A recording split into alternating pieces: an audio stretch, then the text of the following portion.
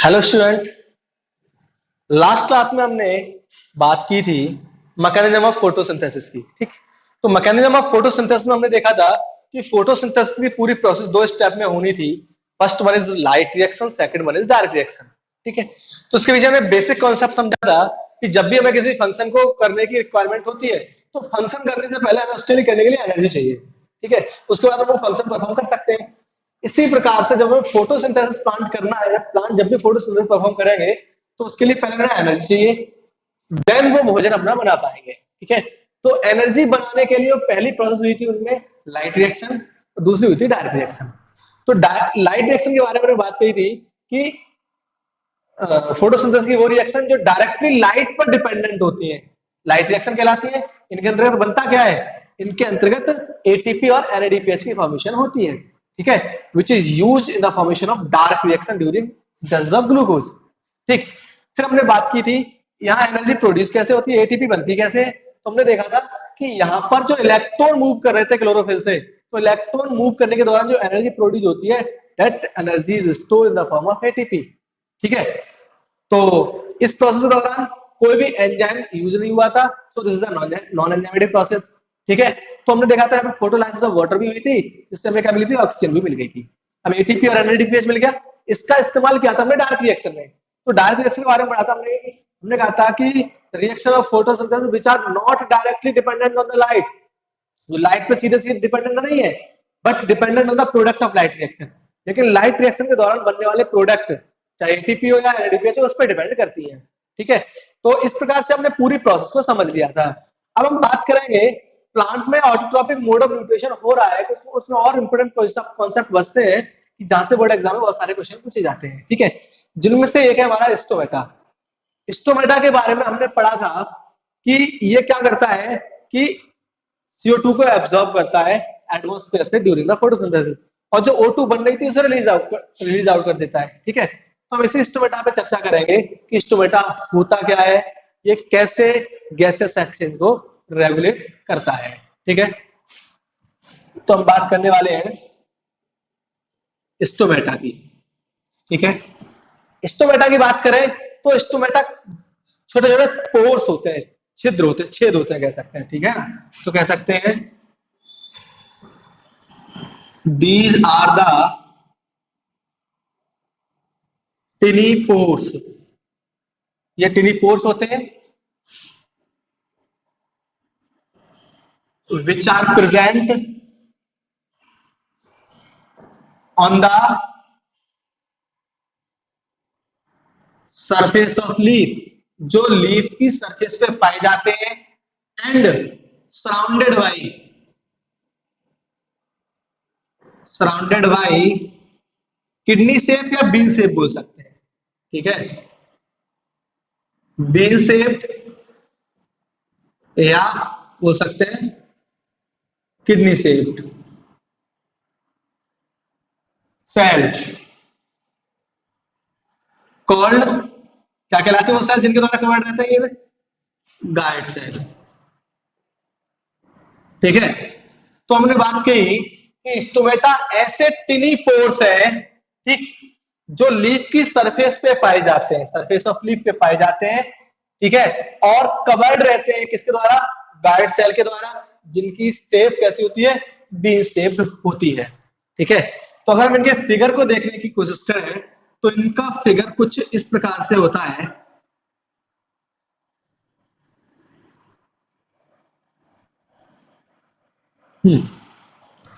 इस प्रकार से इनका कोई फिगर स्ट्रक्चर होता है, कह सकते हैं।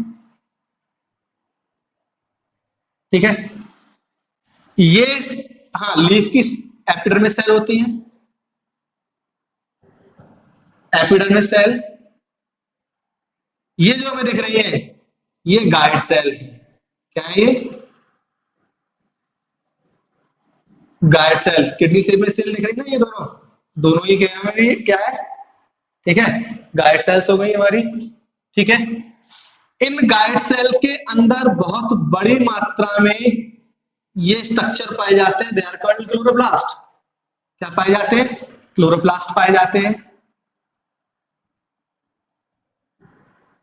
क्लोरोप्लास्ट हो गए। ठीक, यहां पर न्यूक्लियस भी होता है, तो दिस वन न्यूक्लियस लिख सकते हैं। ये क्या हो गया, न्यूक्लियस हो गया। ठीक है, ये जो ओपनिंग दिख रही है बीच में, ठीक है, इसी को हम बोल लेते हैं क्या, स्टोमेटल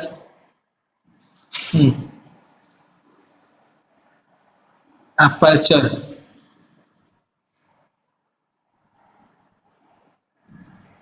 ठीक है, ये होगी हमारी क्या, स्टोमेटा अपर्चर हो गई, या पोर्स कह सकते हैं इसको। ठीक है, ये कंप्लीट जो स्ट्रक्चर हुआ स्टोमेटा का कहलाता है ये स्टोमेटल अपरेटस, ये स्टोमेटल अपरेटस कहलाता है। ठीक है, तो कई बार बोर्ड एग्जाम में ये फिगर देके नेमिंग भी करा लिए जाते हैं आपके। ठीक है, ये नेमिंग तो याद रखना, ये एपिडर्मिस सेल्स है, ये गाइड सेल्स है। गाइड सेल्स में जो ज्यादा एक एक सीक्वेंस में जो अरेंज नजर आ रहे हैं, ये क्लोरोब्लास्ट है, और जो साइड में हटके ये क्या है, इनका न्यूक्लियस है। ठीक है, तो अंतर याद रखना, जो पोर्स है, पोर है स्टोमेटा का, वो क्या कहलाता है, स्टोमेटा अपर्चर, अपर्चर कहलाता है। और जो पूरा स्ट्रक्चर जो है वो क्या कहलाता है, स्टोमेटल अपरेटस कहलाता है। ठीक है, तो एक नंबर में, 2 नंबर में क्वेश्चन पूछा भी जाता है, ठीक है, व्हाट इज स्टोमेटल अपरेटस। ठीक, तो स्टोमेटल अपरेटस में कंबाइनली क्या क्या आ गया हमारा, ठीक है, एपिडर्मिस सेल आ गई, epidermis cell plus guard cell plus stomata aperture, ये सारे मिलाकर स्ट्रक्चर हमारा क्या बनाते हैं, स्टोमेटल अपर्चर बनाते हैं। कौन कौन सी, एपिडर्मिस सेल्स, गार्ड सेल और स्टोमेटा अपर्चर, तीनों मिलकर क्या कहलाते हैं, हमारे स्टोमेटल अपर्चर कहलाते हैं। एक नंबर का क्वेश्चन पूछ लिया जाता है। ठीक है, तो ये तो जनरल बात थी स्टोमेटा के बारे में। ठीक, तो अगर हम बात करें, जैसा कि हम जानते हैं 9th क्लास में पढ़ चुके हैं, प्लांट फ्लावरिंग प्लांट दो प्रकार के होते हैं, मोनोकॉट और डायकॉट। ठीक है, तो जो डायकॉट प्लांट होते हैं, in dicot plant, dicot plant में जो गाइड सेल होती है, गाइड सेल का जो शेप कैसा होता है, वो बीन शेप या किडनी शेप होता है। ठीक है, लेकिन हम बात करें इन मोनोकॉट, मोनोकॉट प्लांट में जो गाइड सेल होती है हमारी, वो डंबल शेप होती है। ठीक है, डंबल शेप होता है उनका। ठीक, तो चाहो तो एक नंबर का क्वेश्चन हो जाता है, यहाँ पर बीन शेप्ड होती है। जनरली ये ज्यादातर पूछा जाता है, ठीक है, कि डायकॉट प्लांट में कैसी शेप होती है उनकी, बीन शेप, और वैसी कैसी होती है उनकी, डंबल शेप होती है। ठीक है, तो इधर स्टोमेटा के बारे में जनरल इंफॉर्मेशन। ठीक है, अब इनके बात करें ये काम क्या करते हैं, तो हम बात करेंगे नेक्स्ट फंक्शन ऑफ स्टोमेटा की बात करेंगे।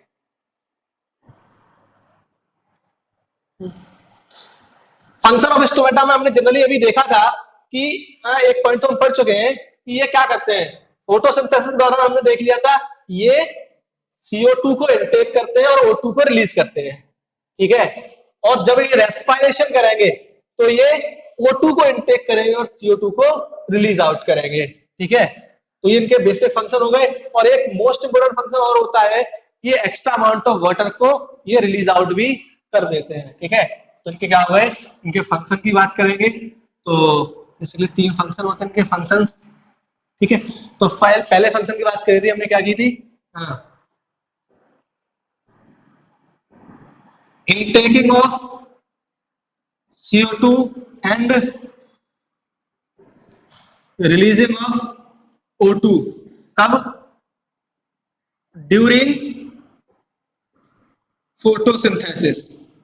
ठीक है, फोटोसिंथेसिस के दौरान ये CO2 को इनटेक करते हैं और O2 को रिलीज आउट करते हैं। ठीक, दूसरा,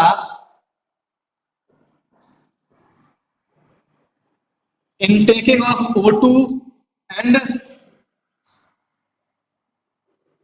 releasing of CO2 during respiration, श्वसन के दौरान। ठीक है, रेस्पिरेशन करेंगे तो ये CO2 को रिलीज आउट करेंगे, प्रोड्यूस होगी, और O2 को फिर इनटेक करेंगे ये। ठीक है, और मोस्ट इंपोर्टेंट, ठीक है, हेल्प इन ट्रांसपायरेशन, इसमें मदद करते हैं, हेल्प इन ट्रांसपायरेशन। ट्रांसपायरेशन मतलब क्या होता है, loss of water in the form of vapour. ठीक है, क्या होता है, loss of water in the form of water vapour, water vapour के फॉर्म में पानी को लॉस कर देना थ्रू स्टोमेटा, ठीक है, थ्रू स्टोमेटा कॉल्ड ट्रांसपायरेशन। तो ये क्या हो गए, तीन मेन फंक्शन हो गए हमारे किसके, स्टोमेटा के। अब बात करें ये काम करते कैसे हैं, ठीक, ये काम करते कैसे हैं, ठीक है, तो आगे बात करेंगे ये काम कैसे करते हैं। तो ये इंपोर्टेंस भी आता है, ये फंक्शन ऑफ स्टोमेटा है, इंपोर्टेंस ऑफ स्टोमेटा, स्टोमेटा का मैथ तो क्या है, तब भी आपको हम ये पॉइंट लिख सकते हैं, ठीक है। आगे बात करेंगे कि how stomata help in exchanging of gases, ठीक है, या how guard cell regulate exchanging of gases, ठीक है, क्वेश्चन कई बार पूछा गया है।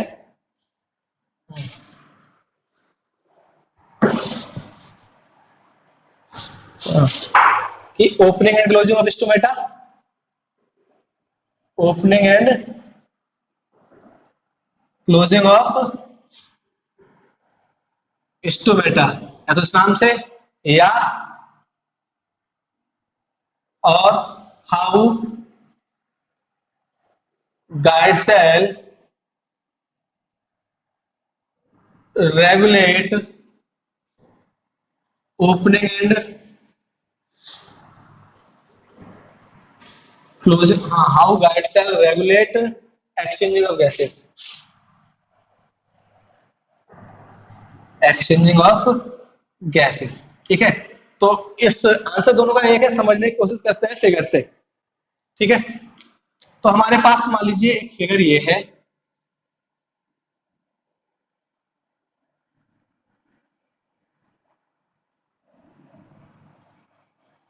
ठीक, इस फिगर में हमें इंस्ट्रूमेंटल अपर्चर जो था, कोर था, वो नहीं दिखाई दे रहा है, ठीक है, इट मीन से क्लोज इंस्ट्रूमेंटा है, कैसा है ये, क्लोज इंस्ट्रूमेंटा, ठीक है। दूसरी तरफ हमें ये फिगर नजर आ रहा है,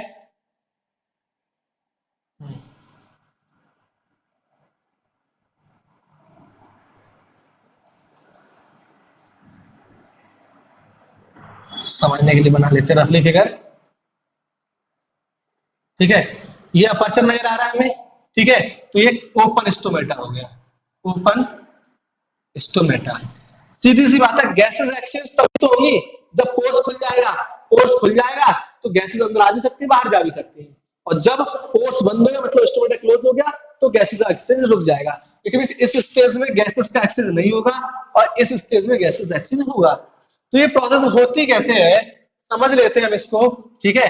स्टोमेटा ओपन जब होता है तो वो प्रोसेस हमारी कहलाती है क्या, एंडो ऑस्मोसिस, क्या कहलाती है, पढ़ चुके हम, एंडो ऑस्मोसिस, ठीक है। तो हम बात करेंगे एंडो ऑस्मोसिस की, एंडो का मतलब अंदर की तरफ, ठीक है, ऑस्मोसिस मतलब मूवमेंट ऑफ वाटर, ठीक है। तो क्या होगा एंडो ऑस्मोसिस मतलब the movement of water from the epidermal cell to the guard cell, ठीक है। तो एपिडर्मल सेल से पानी कहां पर आना प्रारंभ हो जाता है, गाइड सेल के अंदर आना प्रारंभ हो जाता है, ठीक है। इसका मतलब गाइड सेल में पानी आने लगा, कहां से, एपिडर्मल सेल से, ठीक है। एपिडर्मल सेल से पानी कहां जाने लगा, अंदर गाइड सेल में जाने लगा, ठीक है। अब जरा मैं ऐसे समझाने की कोशिश करता हूं, मान लीजिए सपोज ये गाइड सेल है दोनों, एक ये और अभी स्टोमेटा क्लोज है, ठीक है। तो जब इनके आसपास से इन सेल के अंदर पानी भरना प्रारंभ करेगा, जैसे पानी स्टोर होना प्रारंभ करेगा वैसे ये फूलने लगेंगे, मतलब स्वेलो होने लगेंगी, और जैसे जैसे ये स्वेलो होने लगेंगी ये कर्व होने लगेंगी, जैसे जैसे ये कर्व होंगी बीच में क्या, स्टोमेटा ओपन होने लगा, मतलब पोर्स दिखने लगे, ठीक है। So such condition is called opening stomata, ठीक है। तो ये हुआ कैसे, एंडोऑस्मोसिस हुआ, एंडोऑस्मोसिस में होगा क्या, जो वाटर था, ठीक है, वो enter into the guard cell, guard cell, guard cell में वाटर क्या हुआ, एंटर हुआ, किससे, फ्रॉम एपिडर्मल सेल, ठीक है, एपिडर्मल सेल से पानी एंटर हुआ, जिसके कारण क्या होगा, क्या देखने को मिलेगा हमें, जिस कारण जो सेल्स थी हमारी गाइड सेल स्वेलो हो जाएंगी, ठीक है, guard cell will be swollen, swollen हो जाएंगी एंड बिकम कर्व, और कैसे हो जाएंगी ये, कर्व हो गई, ठीक है, हम कह सकते हैं सो स्टोमेटा कैसा हो जाएगा, ओपन हो जाएगा, ठीक है। तो इधर ओपनिंग ऑफ स्टोमेटा कैसे हुआ समझ आया, तो opening of stomata takes place by the process of endosmosis, ठीक है, गैसेस एक्सचेंज हो गया, जब गैसेस का एक्सचेंज रुकेगा तो क्या होगा, ऐसी कंडीशन में प्रोसेस रिवर्स हो जाएगी, जो पानी इनमें आया था वो बाहर हो जाएगा अपने आसपास के सराउंडिंग सेल्स में, ठीक है, तो जैसे जैसे पानी बाहर जाएगा तो ये दोबारा नॉर्मल होती चली जाएंगी, और जैसे जैसे नॉर्मल होती चली जाएंगी मतलब श्रिंक होती चली जाएंगी और स्टोमेटा क्या हो जाएगा, क्लोज हो जाएगा। इट मींस ये प्रोसेस कब होगी, एक्सोऑस्मोसिस के दौरान, ठीक है, तब हुई एक्सोऑस्मोसिस, एक्सोऑस्मोसिस में क्या होगा, जो वाटर है, ठीक है, मेरी लाइन भी लिखता हूं कंफ्यूजन ना हो, ठीक, वाटर एंटर इनटू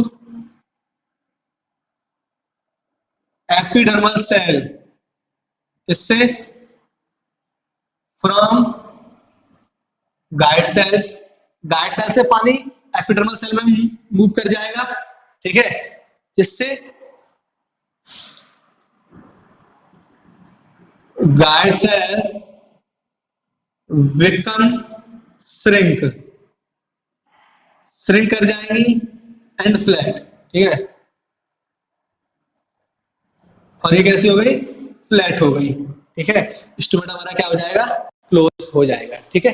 तो ओपनिंग और क्लोजिंग ऑफ स्टोमेटा दो स्टेप में हुआ हमारा, ठीक है, एंडोऑस्मोसिस और एक्सोऑस्मोसिस, ठीक है, तो हम लिख सकते हैं, ठीक, guard cell regulate exchange of gases, ठीक, by the process of endosmosis and exosmosis, ठीक है, फिर हमें लिखना होगा क्या, हाँ, ड्यूरिंग एंडोऑस्मोसिस, ठीक है, when the water enter into the guide cell from epidermal cell, ठीक है, so the terminal pressure will increase and guide cell will be swallow and become curve, so stomata will be open, ठीक है।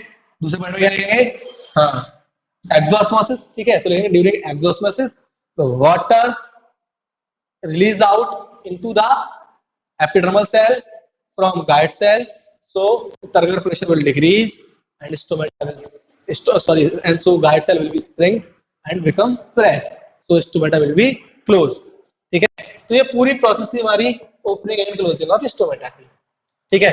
इसके साथ में एक point यहाँ पर और आता है, अभी बात हुई ट्रांसपायरेशन की, ये तो दो ऊपर वाले पॉइंट हो गए जो फंक्शन में पढ़े थे, ठीक है, एक्सचेंज ऑफ गैसेस कैसे होती है, बात आई ट्रांसपायरेशन की, ठीक है। तो अगला जो इंपॉर्टेंट क्वेश्चन बनता है, ठीक है, लास्ट में पूछा गया है बोर्ड एग्जाम में भी, ट्रांसपायरेशन, ठीक है, what is transpiration, right it's type and it's importance, ठीक है, इसके इंपोर्टेंस क्या है ट्रांसपायरेशन के। ट्रांसपायरेशन की बात करें तो अभी अभी हमने ट्रांसपायरेशन देखा था, मतलब देख लिया था ट्रांसपायरेशन का क्या होता है। ट्रांसपायरेशन का मतलब था, ठीक है, कि रिमूवल आउट ऑफ वाटर, ठीक, या removal out of the extra amount of water from plant, plant में जो वाटर है एक्स्ट्रा अमाउंट में उसे वेपर की फॉर्म में लॉस कर देना ही क्या कहलाता है, हमारा ट्रांसपायरेशन कहलाता है, ठीक है। तो बात करेंगे इसकी, ट्रांसपायरेशन की बात करेंगे, ठीक है। तो डेफिनेशन हम देख चुके थे, ठीक, ट्रांसपायरेशन की क्या, loss of water in the form of water vapour called transpiration, ठीक है। तो बात करेंगे टाइप, प्लांट से ही तो वाटर लॉस होना है, ठीक है, तो चलो बात करेंगे ये वाटर लॉस कहां से हो सकता है, ठीक है। अगर वाटर का लॉस किससे होता है, थ्रो स्टोमेटा से, स्टोमेटा के द्वारा एक्स्ट्रा अमाउंट ऑफ वाटर जाता है वेपर की फॉर्म में, ठीक है, तो क्या कहलाएगा हमारा स्टोमेटल ट्रांसपायरेशन, ठीक है। ट्रांसपायरेशन कहलाएगा। ठीक है, अगर वो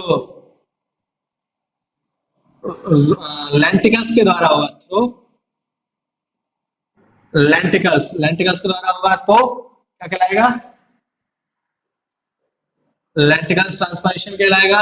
अगर वो रूट हेयर के द्वारा होगा, ठीक है, रूट हेयर के द्वारा होगा तो वो, ठीक है, रूट ट्रांसपायरेशन कहलाएगा। ठीक है, लेकिन प्लांट में जो सबसे ज्यादा ट्रांसपायरेशन होता है वो मोस्ट कॉमन ये होता है। ठीक है, maximum amount of water loss to the stomata, तो कह सकते हैं stomatal transpiration occurs maximum in the plant, plant में सबसे ज्यादा यही होता है। ठीक है, मैक्सिमम अमाउंट प्लांट में यही होता है। ठीक है, तो बात करते हैं इसकी इंपोर्टेंस क्या है। क्वेश्चन पूछा जाता है इंपोर्टेंस ऑफ ट्रांसपायरेशन की। ठीक है, तो इसकी इंपोर्टेंस की बात कर लेते हैं हम। ठीक है, तो डेफिनेशन सेम वही रहेगी इनकी सबकी। ठीक है, इसकी डेफिनेशन क्या बन जाएगी? If the water is if the extra amount of water loss through the leaf, ठीक है, with the help of stomata called stomatal transpiration. If extra amount of water loss through stem through lenticels called lenticular transpiration. If the extra amount of water loss from root through root hair and called, ठीक है, root transpiration. ठीक, most common यही होता है हमारा। ठीक है, तो इसके बाद बात करेंगे हम इसमें इसकी इंपोर्टेंस की, इसकी इंपोर्टेंस क्या होती है। ठीक है, तो इंपोर्टेंस अभी हमने बात करी थी। पहली इंपोर्टेंस तो इसकी यही होती है कि ये प्लांट से एक्स्ट्रा अमाउंट ऑफ वाटर को लॉस कर देता है, मतलब वो वेस्ट होता है तो आसानी से लॉस भी उसे कर देता है। ठीक है, तो पहला क्या करता है ये? Release extra amount of water, extra amount of water जो था वो लॉस कर देता है। ठीक है, जिसके कारण जब दोबारा फोटोसिंथेसिस होती है तो फिर से पानी की रिक्वायरमेंट पड़ती है, और वो पानी कहां से? रूट से एब्जॉर्ब करता है। ठीक है, तो उसके कारण एक फोर्स क्रिएट होता है जो रूट से पानी को एब्जॉर्ब करने में हेल्प करता है। ठीक है, help in the absorption of water through root. ठीक है, कैसे? By creating transpiration pull. दोबारा समझिए इस पॉइंट में मैंने क्या कहा कि प्लांट ने मान लीजिए पानी को एब्जॉर्ब किया, ठीक है, जितनी रिक्वायरमेंट थी इस्तेमाल कर लिया, रिमेनिंग वाटर को उन्होंने रखा नहीं, लॉस कर दिया ट्रांसपायरेशन के द्वारा, जिसके कारण जब प्लांट दोबारा फोटोसिंथेसिस करने जाएंगे तो उन्हें फिर से पानी चाहिए, और फिर से पानी चाहिए, ऊपर कमी है नीचे ज्यादा है। ठीक है, तो एक सक्कन फोर्स बनता है जो पानी को ऊपर खींचता है। ठीक है, तो कह सकते हैं इसने पानी को एब्जॉर्ब करने में मदद की। कैसे मदद की? ठीक है, कैसे मदद की? उन्होंने एक सक्कन फोर्स क्रिएट किया जिसको क्या बोलते हैं? ट्रांसपायरेशन पुल कहते हैं, जो पानी को एब्जॉर्ब करने में मदद करते हैं, जो हम ट्रांसपोर्टेशन वाले चैप्टर में हम डिटेल से पढ़ेंगे। ठीक है, और एक इसका इंपॉर्टेंट फंक्शन होता है क्या? ये प्लांट को गर्मियों में कूलिंग इफेक्ट देता है, वाटर वेपर की फॉर्म में लॉस हो जाता है तो आसपास प्लांट के एक ठंडा एनवायरनमेंट बनता है। इसलिए देखा होगा गर्मियों में क्या होता है, जो आसपास बाग बगीचे होते हैं वो मौसम मान लो काफी ठंडा रहता है नॉर्मल कंडीशन में। ठीक है, तो कह सकते हैं provide cooling effect to the plant, ठीक है, इन समर कंडीशन में उनको कूलिंग इफेक्ट भी देने का काम करते हैं। सो आपका ट्रांसपायरेशन भी टॉपिक कंप्लीट हुआ। ठीक है, तो हमने आज पढ़ा क्या? हमने आज पढ़ा स्टोमेटा के बारे में पढ़ा, स्टोमेटा, अपर्चर पढ़ा, अपरेटस पढ़ा, फिर हमने देखा स्टोमेटा के इंपोर्टेंस क्या होते हैं, फंक्शन क्या होते हैं, फिर हमने देखा कि स्टोमेटा कैसे गैसेस एक्सचेंज को रेगुलेट करते हैं। ठीक है, फिर एट लास्ट हमने ट्रांसपायरेशन देखा जहां से भी इंपोर्टेंट क्वेश्चन बनते हैं। ठीक है, तो opening and closing of stomata important question है बॉडी के पॉइंट ऑफ व्यू से, स्टोमेटा अपरेटस इंपोर्टेंट है, और आपका ट्रांसपायरेशन के फंक्शन या इंपोर्टेंस ये आपका इंपोर्टेंट है। ठीक है, तो ये थे आज के टॉपिक। नेक्स्ट क्लास में हम बात करेंगे, अब प्लांट तक का जो न्यूट्रिशन था वो कंप्लीट हो गया। ठीक है, नेक्स्ट क्लास हम बात करेंगे न्यूट्रिशन इन एनिमल्स, इसमें हेटेरोट्रॉफिक मोड ऑफ न्यूट्रिशन की बात करेंगे। सबसे पहले हम बात करेंगे उनमें जाके जो स्मॉल एनिमल होता है, ठीक है, तो काफी क्वेश्चन पूछा जाता है न्यूट्रिशन एनिमल पे, उसको डिस्कस करेंगे, फिर धीरे धीरे ह्यूमन की ओर बढ़ेंगे। ठीक है, थैंक यू।